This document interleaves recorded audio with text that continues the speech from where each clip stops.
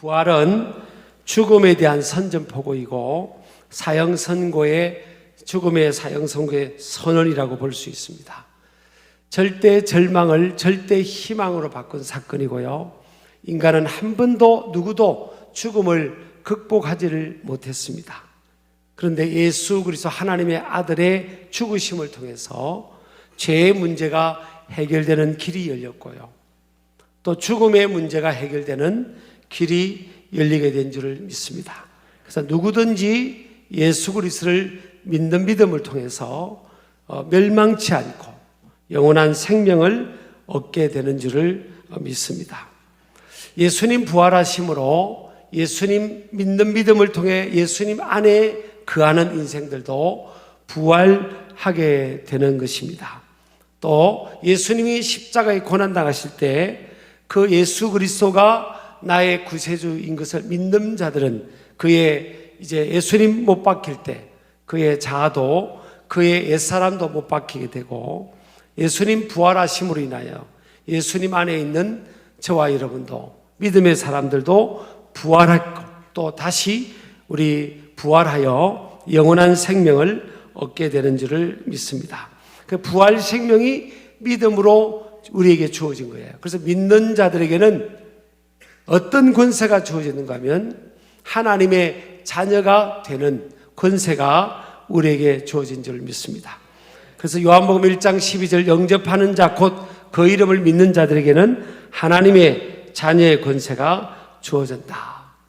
저와 여러분은 이제 하나님의 자녀가 된 것을 믿으시기 바랍니다.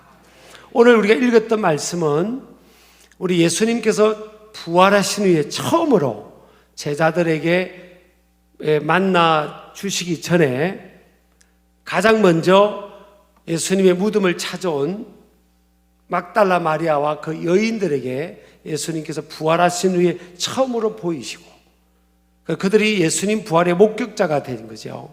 막달라 마리아와 여인들이. 그리고 나서 이제 그들에게 당부의 말씀을 합니다. 그때 세 마디로 세 메시지를 담아서 그들에게 말씀을 전하는데 첫 번째는 평안하라라고 말씀합니다. 우리 오늘 9절에 보면 예수께서 그들을 만나 이르시되 평안하냐. 우리 9절 오늘 본문 9절 좀 띄워주세요. 예수께서 그들을 만나 이르시되 평안하냐 하시거늘 여자들이 나아가 그 발을 붙잡고 경배하니 그랬습니다. 평안하라, 평안하냐, 평안하라. 이 명령형으로 되어 있어요. 사실은 직역하면 너희들은 기뻐하라 그런 뜻이에요. 헬라어로 카이레트라는 단어가 기뻐하다, 즐거워하다 그런 뜻인데 현재 명령 2인칭 능동태 복수형으로 되어 있습니다. 그래서 너희들은 기뻐하라 이런 뜻이고 두 번째는 제자들을 말할 때 나의 형제들이라고 지금 말씀합니다. 내 형제들에게 10절에 말씀을 하고 있어요. 그리고 또 예수님께서 그 여인들에게 너희들이 지금 나의 제자들을 만나서 갈릴리로 가라고 해라. 갈릴리로 가서 다시 나를 보게 될 것이라고 하라. 이 세 가지 메시지를 전합니다. 이걸 중심으로 여러분에게 말씀을 좀 나누려고 합니다. 자, 예수님을 그 사랑하던 예수님이 잡혀서 고난받으셨을 때 예수님을 사랑하던 여인들과 예수님을 따르던 제자들이 얼마나 절망적이었겠습니까? 꿈과 희망이 사라지는 거죠. 그런 상황인데 예수님은 만나자마자 평안하라. 너희들은 기뻐하라. 그렇게 말씀한 거예요. 복수형으로 말씀했다는 것은 특정한 한 사람만이 아니라 예수님의 제자들만이 아니라 모든 주님을 믿는 자들에게 동일하게 그렇게 하신 말씀이에요. 근데 이게 현재형으로 되어 있습니다. 현재적으로 기뻐하라는 거예요. 근데 인간적으로 볼 때는 이 제자들이 또 이 여인들이 기뻐할 수가 없어요. 왜냐하면 예수님을 따르던 사람들은 핍박과 박해를 받는 상황이고 믿음을 공개적으로 커밍 아웃 하기도 쉽지 않는 그런 상황이죠. 그래서 불안, 혹시 잡힐지 않을까? 불안, 초조, 긴장, 두려움, 이런 것들이 그들에게 엄습하고 그들을 지배하는 그런 상황입니다. 근데 우리 예수님을 만나서 너희들은 기뻐하라. 지금 상황이 기뻐할 상황이 아니에요. 근데 이 기쁨은 환경과 여건을 뛰어넘는 거죠. 여러분, 이런 진정한 믿음, 이 부활 신앙, 죽음의 근세를 깨뜨리는 이 신앙이 들어오면 이런 고백을 할 수 있게 되죠. 빌립보서 4장 11절에도 보면 사도 바울이 그럽니다. 내가 궁핍함으로 말하는 것이 아니라 어떠한 형편이든지 나는 자족하기를 배웠노니. I learned to be content whatever the circumstances. 나는 어떤 상황이든지 자족하기를 배웠다는 거예요. 만족하기를 배웠다는 겁니다. 감사하기를 배웠다는 거예요. 기뻐하기를 배웠다는 거예요. 그런데 빌립보서를 기록할 때 이 사도 바울이 이 빌립보서를 기록할 때는요, 어딘가 하면, 어디서 기록했는가 하면, 하나님의 말씀을 받았는가 하면 감옥입니다. 감옥. 옥중에서 이걸 기록했다고요. 얼마나 2000년 전의 감옥은 열악한 상황인지를 알 수 없어요. 굉장히 열악한 상황이에요. 근데 사도 바울이 나쁜 짓 한 것도 아니에요. 예수님 전한 것밖에 없는 거예요. 부활의 주님을 전한 것밖에 없어요. 그런데 그는 잡혔고 매를 맞았고 오랜 동안 지금 감옥에 있잖아요. 감옥 밖에 있는 많은 사람들이 사도 바울을 걱정하고 있는데 사도 바울은 빌립보 교회를 향해서 편지를 쓰면서 성령의 감동으로 말합니다. 기뻐하라. 빌립보서의 기뻐하라는 내용이 4장으로 나눠 있는데, 빌립보서 짧은 성경이죠. 4장으로 나눠 있는데 기뻐하라는 내용이 21번이 나와요. 그 짧은 장 안에. 아니, 자신은 감옥에 안에 있고 억울하게 지금 비인격적인 지금 대우를 받고 있잖아요. 매를 맞고 공정한 재판 과정을 거치지 않고 이제 죽음을 맞이해야 되는 그런 상황이란 말이에요. 그런데도 기뻐하라. 나는 모든 상황에서 자족하는 비결을 배웠다. 이렇게 고백하고 있어요. 이 비밀이 어디서 오느냐? 빌립보서 4장 13절에 보면 내게 능력 주시는 자 안에서 내가 모든 것을 할 수 있느니라. I can do everything through him who strengthens me. 내게 능력을 주시는 그분 안에서. 비록 환경은 바뀌지 않았죠. 어떤 사람은 그럽니다. 하나님 믿고 기도하면 내 이 환경이 이렇게 어려울 수 있냐. 하나님 믿고 기도했는데 하나님 지금 뭐 하시는 거냐. 이렇게 의아해 하는 분도 계실 거예요. 사도 바울도 충분히 그럴 수 있거든요. 그런데 사도 바울은 기뻐하자. 오히려 감옥 밖에 있는 사람들을 위로하는 겁니다. 우리가 기뻐하자. 너희들은 기뻐하라. 기뻐하라고 말씀하는 거예요. 환경은 전혀 바뀌지 않았는데도 불구하고 현재적으로 주어진 상황에서 어떤 상황이든 기뻐하라. 여러분, 이 역동적인 힘과 능력이 어디서 오느냐는 거예요. 내게 능력 주시는 자 안에서. 사도 바울에게 능력을 주시는 모든 상황, 모든 어려움들을 극복해낼 수 있는 능력이 어디서 주어지느냐? 내게 능력 주시는 자, 내게 능력 주시는 자가 있다는 거예요. 그분은 부활하신 예수 그리스도. 부활하신 예수님은 시공간을 초월해서 어디든 어느 곳이든 언제 어디든 그분은 이동할 수 있고 어디든 계시는 분이에요. 그분의 능력으로 이 사도 바울을 도와주니까 감옥에 갇혀 있는 상황인데도 불구하고 기쁨이 충만했던 거예요. 그래서 이 기뻐하는 것은요, 또 명령형으로 되어 있잖아요. 선택이 아닌 명령입니다. 옵션이 아닌 오블리게이션, 의무예요. 명령입니다. 내가 기뻐해도 되고 기뻐 안 해도 되는 게 아니에요. 하나님은 기뻐하다. 명령이란 것은 기뻐할 수 있다는 거예요. 그래서 데살로니가 전서 5장 16절도 보면 항상 기뻐하라 그랬잖아요. 어떻게 항상 기뻐할 수 있을까? 기뻐할 수 없는데 항상 기뻐하라고 한 건 아니잖아요. 내게 능력 주시는 자 안에서 감옥과 같은 상황이라도 기뻐할 수 있는 거예요. 여러분 믿으시기 바랍니다. 평화를 누릴 수가 있는 거죠. 베드로는 감옥 안에서 몇 시간 있으면 이제 사형당해서 죽을 수 있는, 억울하게 옥살이하고 죽을 수 있는 상황인데, 베드로도요 이 부활신앙으로 무장하니까 그는 그 감옥 안에서 깊이 평안하게 잠을 자고 있잖아요. 이 평화가 어디서 오느냐는 거예요. 그것은 그들에게 능력을 주시는 그 주 예수 그리스도의 부활의 능력, 또 성령의 능력의 역사인 줄을 믿으시기 바랍니다. 또 능동태라고 했죠. 이 평안하라 기뻐하라, 이 내용은 능동태, 억지가 아니라, 누구에 떠밀려서가 아니라 능동적으로 기뻐할 수 있는 거예요. 이건요 감정 처리 문제도 마찬가지예요. 항상 365일 24시간 내내 우리 감정이, 기쁨이 항상 주어져 있는 건 아니에요.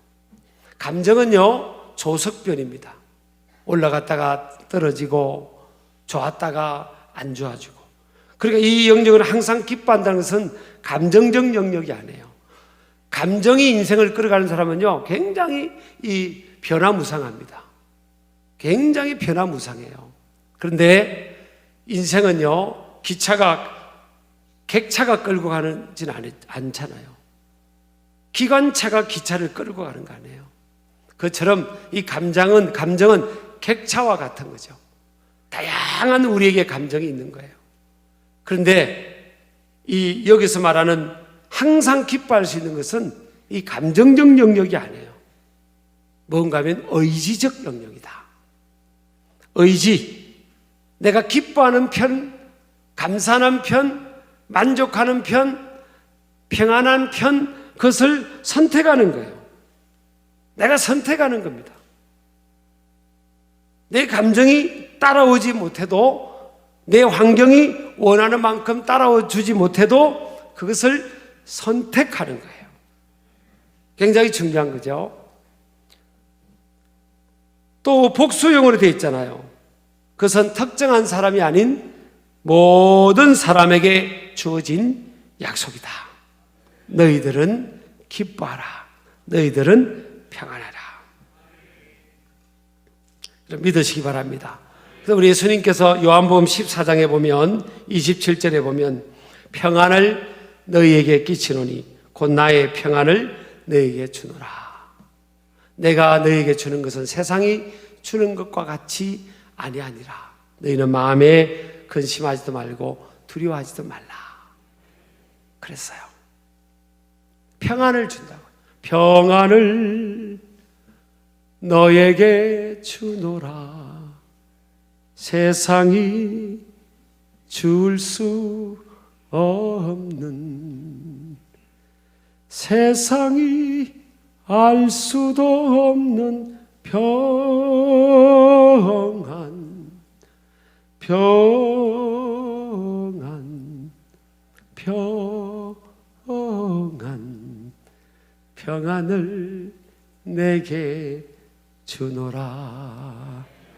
우리가 평안을 선택하는 겁니다. 평안한 쪽으로 선택하는 거예요. 우리 국회의원 박수까지 쳐줬는데 노래 따라하진 않고 저 혼자 독창했네요. 자, 오늘 또 예수님께서 이 제자들, 사실 제자들에게 뭐라고 부르는가 하면 내 형제들이라고 불렀어요. 이 여인들에게 너희들 빨리 가서 제자들에게 내 형제들에게 알려라. 갈릴리로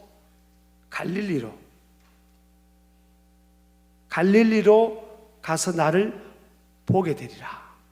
그러니까 갈릴리로 오면 예수님께서 만나 주시겠다는 거예요. 근데 우리가 깜짝 놀랄 표현이 예수님께서 내 형제라고 그래요. 아니 여러분, 예수님의 제자들이 왜 예수님의 형제입니까? 예수님이 왜 형제라고 부르고 있어요? 이 제자들은요, 형제는커녕 제자가 될 자격도 없어요. 이들은 3년 동안 이상 예수님께서 공을 들였잖아요. 함께 해주고 같이 식사하고 그 주옥 같은 말씀을 전해줬습니다. 그런데 이들은 스승을 배반했죠. 예수님을 배반했어요. 스승이 비인격적, 비인권적인 부당한 대우를 받고 있음에도 불구하고 그 장소를 이탈하여 도망갔죠. 그리고 3번이나 베드로는 스승을 부인합니다. 내가 예수라는 분을 알면 난 저주받아도 좋다고 하면서 이 하인 앞에서 부인을 합니다. 그리고 스승의 죽음 앞에도 그들은 그곳에 함께 하지를 않아요. 쉽게 말하면 배반자입니다.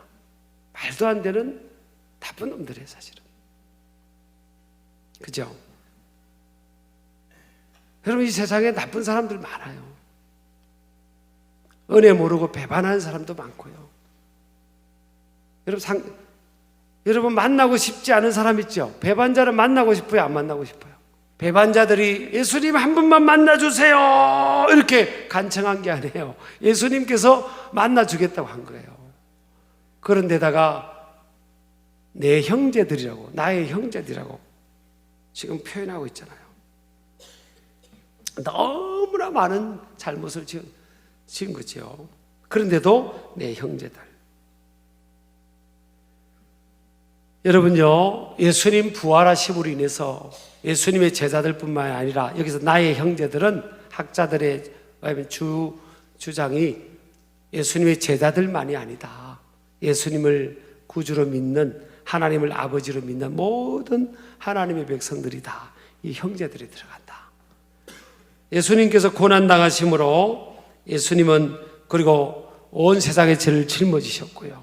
또 3일 만에 부활하심으로 모든 믿는 자들의 맏아들이 되신 거예요.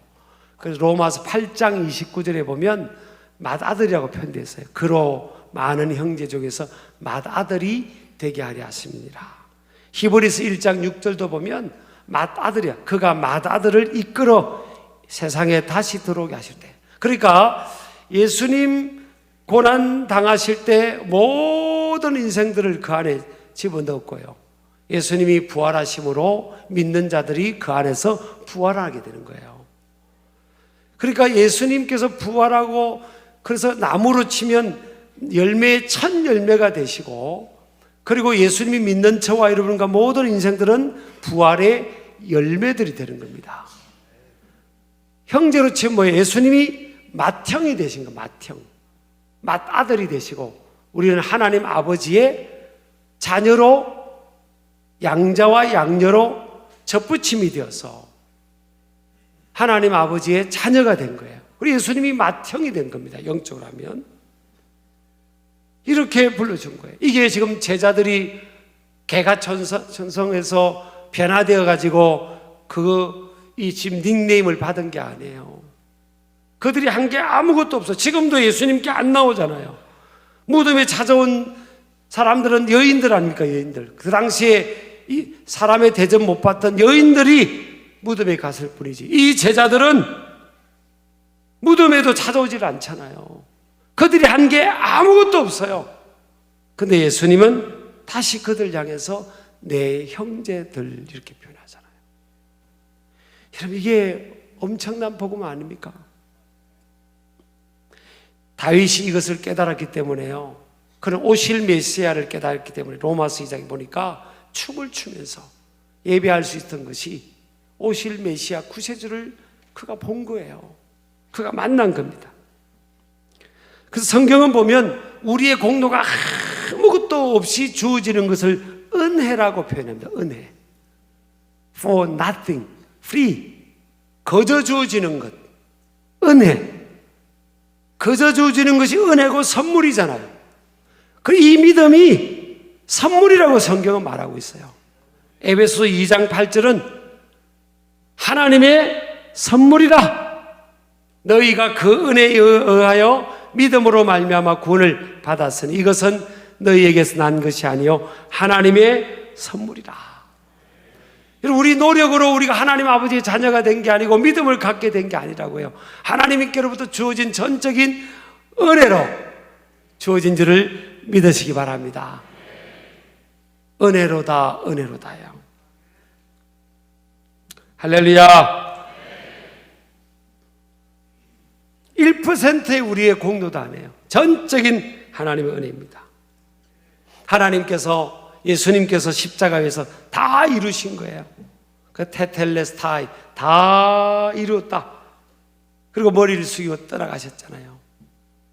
요한복음 19장 30절에 우리를 구원하고 하나님의 자녀 삼으시기에 다 이루신 거예요. 대가를 다 지불하신 겁니다.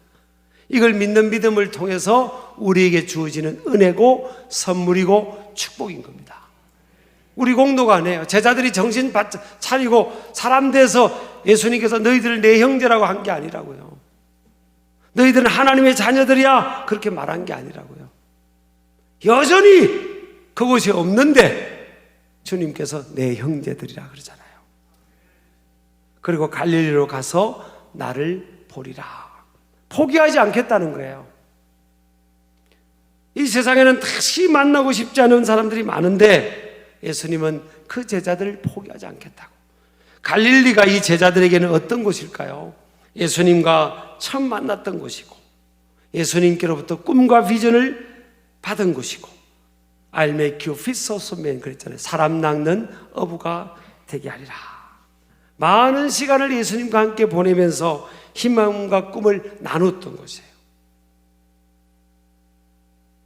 그런데 그 갈릴리로 예수님은 다시 가셔서 그곳에서 제자들을 너희들을 포기하지 않고 다시 시작하자는 거예요. 갈릴리에서 다시 시작하자. 그래서 그 갈릴리로 가서 나를 보게 될 거라고, 나를 만나게 될 거라고 그런 거예요. 이 예수님은요, 부활의 예수님은 이 제자들의 허물과 실수에 주목하지 않으시는 거예요. 그들을 하나님의 자녀로, 주의 일꾼으로, 주의 제자로 불러주신 이 부르심 콜링에 주목하는 겁니다. 결코 그래서 포기하지 않겠다고. 하나님의 은사와 부르시면 후회가 없는 거예요. 쉽게 말하면, 우리의 버전으로 말하면요, 하나님은 실수하지 않으세요. 여러분 지금 여기 있는 것, 여러분 하나님의 자녀가 된 것, 내가 그 하나님은 내 아버지고 예수님을 믿는 믿음을 갖게 된 게, 이게 이러면 하나님의 전적인 은혜로 주어진 것이고 하나님께서 우리를 부르신 거예요. 이 부르심에는 후회하지 않겠다는 거예요. 내가 너희들을 자녀로 삼아준 것을 후회하지 않겠다고.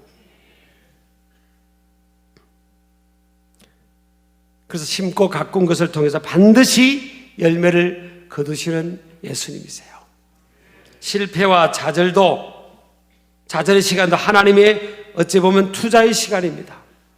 윈스턴 처칠 그 세계 2차 대전의 성전의 리더였죠. 그가 이런 말을 하더라고요. 성공이란 열정을 잃지 않고 실패를 거듭할 수 있는 능력이다. 제가 묵상하는데 굉장히 은혜가 되더라고요.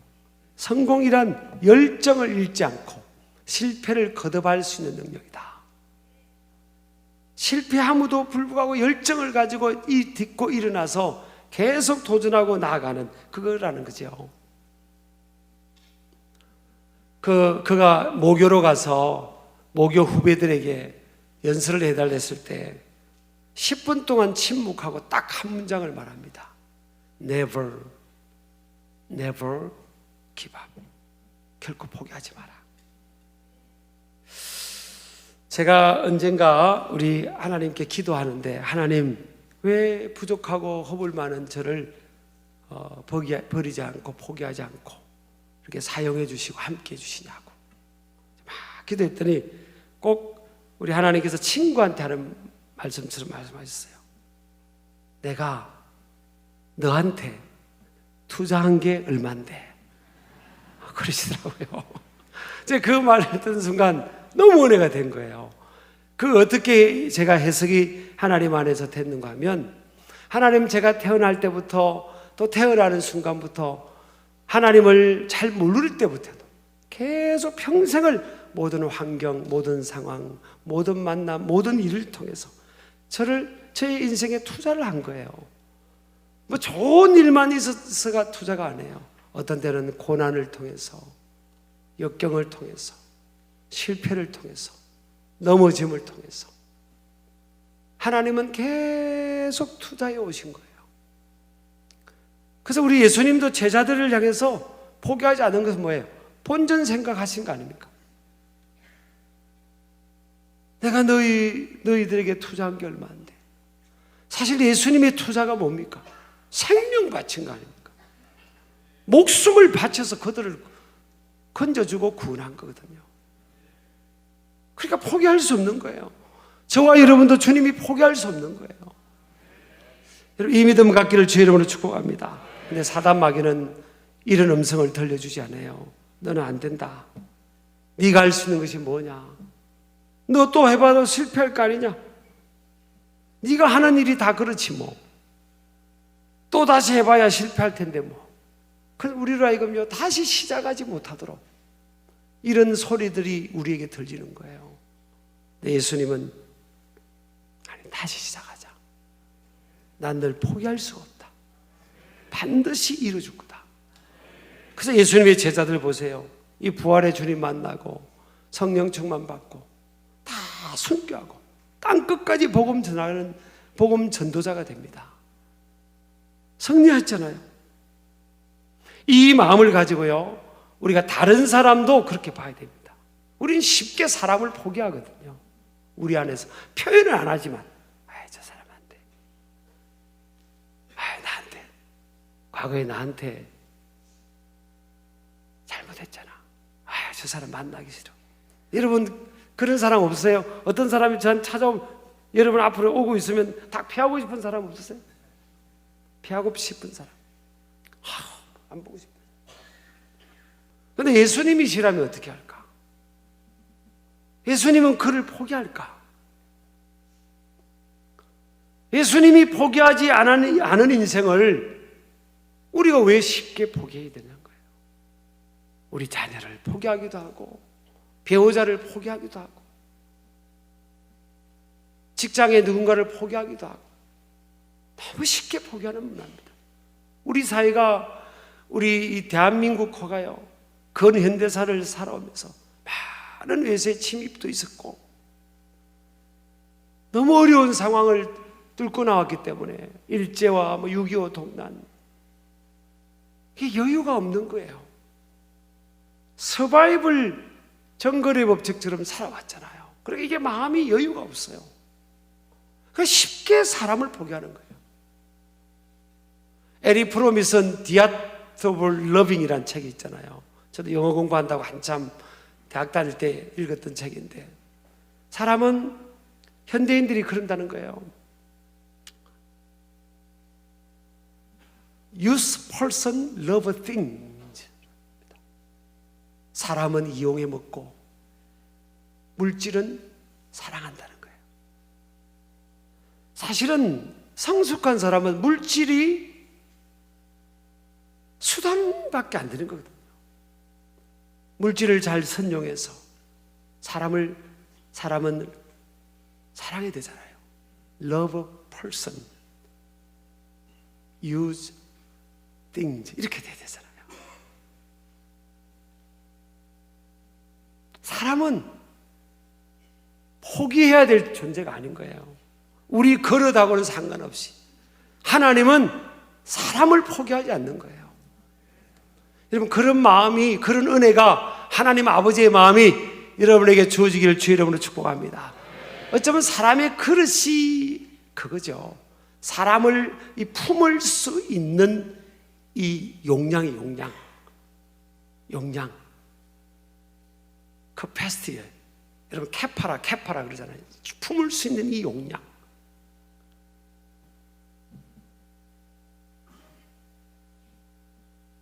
그래서 우리 하나님을 우리가 사랑하지 않을 수가 없죠. 결코 우리를 포기하지 않으신 하나님. 그래서 여러분 언제 어디서든지 하나님 앞에 우리 예수님 앞에 뛰어나오시기를 주의 이름으로 축복합니다. 여러분의 모습하고 상관없다. 언제 어디서나 따라합시다. 언제 어디서나 뛰어나가는 거예요. 저도 이런 복음을 아니까 오뚜기처럼 일어납니다. 신기할 정도로 5분도 안 걸려요. 어떤 말 듣고 어떤 상황을 만나면서 인생을 살아오더라도 제가 저를 봐도 참 너무 감사하다. 이 비밀이 어디 있냐? 사도 바울이 말했잖아요. 내게 능력 주시는 자 안에서 내가 모든 것을 할 수 있다. 이 능력이 여기서 주어지는 겁니다. 이 부활의 능력. 죽음이라는 이 사람이 인간의 힘으로는 극복이 할 수 없잖아요. 이 죽음을 뚫고 나올 수 없는 거예요. 근데 여러분 씨앗이나 콩이나 이런 걸 땅에 심으면요, 그래서 터져서 죽는 거예요. 땅 속에서 터져서 죽어요. 근데 신기한 일이 일어납니다. 생명 있는 그 씨앗은 그 땅을 뚫고 나오는 거예요. 쉽게 말하면 죽음이라는 이 배리어, 이거를 장애물을 뚫고 하나님의 능력으로 부활 생명은 뚫고 나오는 거예요. 우리가 어떤 환경, 어떤 상황, 어떤 사람, 이것도 부활의 능력이 임하면 뚫고 나올 수 있어요. 감옥과 같은 상황에서도 뚫고 나올 수 있는 겁니다. 이런 은혜가 여러분에게 주어지기를 주의 이름으로 축복합니다. 나는 목사님 저 사람 사랑할 수 없어요. 이 사람 사랑할 수 없어서 제껴내고, 저 사람 사랑할 수 없어서 제껴내고, 요 사람 사랑할 수 없어서 제껴내고, 저 앞에 있는 사람 사랑할 수 없어서 제껴내고, 나중에 한참 제끼다 보니까요, 자기도 제끼더래요. 아무도 없더래요. 자기 주위에 아무도 없더래요. 그렇죠. 사람은요 고선도치입니다. 여러분 다 각인하세요. 사람은 다 고선도치다. 지금 옆에 있는 분이 고선도치입니다. 지금 상처를 받을 가능성이 많은 존재예요. 사실은 왜 아직은 안 받고 있는지 아세요? 안 가까워서 그런 거예요. 가까우면 다 상처 주고 받습니다. 근데 고선도치라도요, 없는 것보다 있는 게 낫습니다. 온기를 통해서 겨울을 날 수 있는 거예요. 찔려도 겨울을 날 수 있어요. 저는요, 혼자 되신 우리 권사님들 몇 분, 우리 부부가 밥을 사주다가 그런 이야기를 들었습니다. 목사님, 우리 남편이 몇 년 동안 아프고 돈도 안 벌어주고 맨날 아프고 그냥 누워있을 때는 저주도 했대. 저주. 마음이 없는 말도 했대요. 빨리 죽어버리라고 막 그런 말도 했대. 솔직히. 근데 우리 남편이 이제 하나님 나라 가고 나니까 너무 힘들더라는 거예요. 너무. 그런 말을 한다도 힘들고 너무 힘들더래요. 그래서 어떤 권사님은요, 베개를 진짜 제가 직접 들었습니다. 그 남편이 누웠던 그곳에 베개를 눕혀놓고 이불을 덮어놓고 출근할 때 그럽니다. 여보, 나 갔다 올게. 그런데요, 진짜 베개가 남편이라서 그런 게 아니고 그만큼 그리움이 있고, 갔다 와서요, 대화할 사람이 없으니까 그 베개를 남편 삼아서, 여보 오늘 무슨 이런 일이 있었네, 이런 일이 있었다고 이야기를 한대요. 그러면서 그분이 그러더라고요. 목사님, 나는 우리 남편이 돈을 안 벌어줘도 괜찮고 아파도 괜찮고 그냥 있기만 하면 좋겠대요. 저도 우리 아내를 유럽에서 한번 잃어버리고 나서 나는 있기만 해도 좋겠더라고요. 아 진짜 여러분, 철 안 든 배우자들은 한 번씩 잃어버려야 돼요. 혼자 한번 살아봐야 됩니다. 절대 사람 포기하면 안 됩니다. 그건 하나님 뜻이 아니에요. 하나님이 포기하지 않았지. 하나님이 나를 포기하지 않으시지. 우리 다시 관계 회복이든 비즈니스의 출발이든 인생의 도전이든 우리 다시 시작하자고요. 부활의 주님이 우리에게 말씀합니다. 이 부활절에 얘들아 다시 시작하자. 그게 너의 능력이야. 다시 시작하자. 난 널 결코 포기할 수 없어. 너와 함께 하셔. 어떤 상황에도 내가 함께 하지 않니? 평안을 누려라. 기쁨을 누려라. 감사를 선택하라. 그렇게 말씀하시는 겁니다. 이 세상에 누가 제일 소중한 사람일 것 같아요? 가족이죠, 가족.